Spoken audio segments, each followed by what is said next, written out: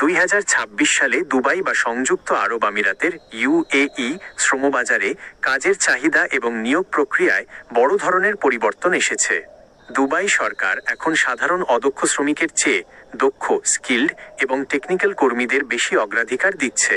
2026 সালের বর্তমান পরিস্থিতি অনুযায়ী দুবাইয়ের শীর্ষ চাহিদাসম্পন্ন কাজ এবং সেগুলোর আনুমানিক বেতন কাঠামো নিচে বিস্তারিত দেওয়া হলো। 1. কনস্ট্রাকশন ও সিভিল ইঞ্জিনিয়ারিং সেক্টর সবচেয়ে বড় নিয়োগ। দুবাইয়ের আবাসন ও বিভিন্ন মেগা প্রজেক্টের কারণে এই সেক্টরে সবসময় সবচেয়ে বেশি বাংলাদেশির কর্মসংস্থান হয়।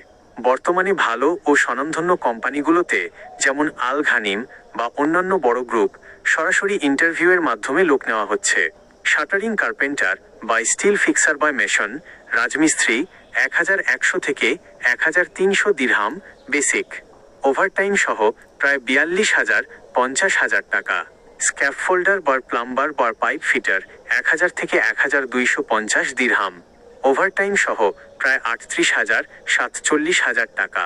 কনস্ট্রাকশন হেল্পার সাধারণ লেবার 850 থেকে 1000 দিরহাম।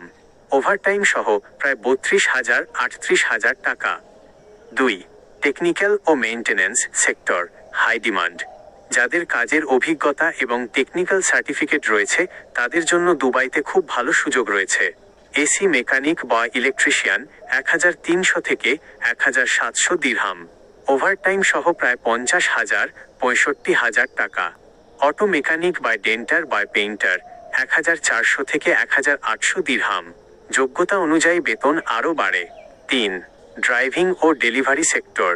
দুবাই বা ইউএই এর বৈধ ড্রাইভিং লাইসেন্স থাকলে এই খাতে দারুণ ক্যারিয়ার গড়া সম্ভব। বাইক ডেলিভারি রাইডার, তালাবাত নুন ফিক্সড বেতন বা প্রতি ডেলিভারি হিসেবে আয় হয়। গড়ে 2000 থেকে 3000 দিরহাম, প্রায় 75,001 14,000 টাকা। তবে রোদে বাইক চালানো বেশ কষ্টের। লাইট ও হেভি ড্রাইভার কোম্পানি ট্যাক্সি 2200 থেকে 3500 দিরহাম, প্রায় 84,001 33,000 টাকা। 4. সেলস, হোটেল ও রেস্টুরেন্ট সার্ভিস সেক্টর। যারা একটু পড়াশোনা জানেন এবং ইংরেজি বা আরবিতে কথা বলতে পারেন তাদের জন্য এই সেক্টরটি সেরা। রুম বয় ওয়েটার বা কিচেন হেল্পার 1100 থেকে 1400 দিরহাম, সাথে টিপস পাওয়া যায়। প্রায় 42,000 53,000 টাকা। শপিং মল রোজারি সেলস অ্যাসোসিয়েট 1500 থেকে 2200 দিরহাম, প্রায় 57,000 84,000 টাকা।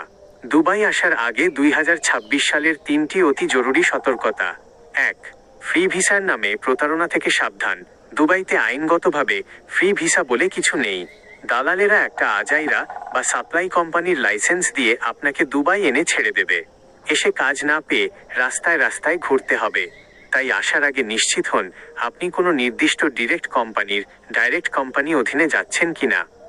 2. থাকা খাওয়া ও মেডিকেল ইন্স্যুরেন্স। সংযুক্ত আরব আমিরাতের শ্রম আইন অনুযায়ী কর্মীর ভিসা খরচ, মেডিকেল এবং থাকা খাওয়ার ব্যবস্থা করার দায়িত্ব মালিক বা কোম্পানির।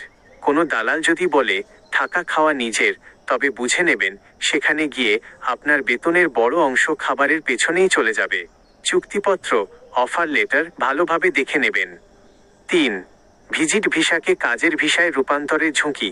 অনেকে ভিজিট বা ট্যুরিস্ট ভিসায় দুবাই এসে কাজ খোঁজার চেষ্টা করেন।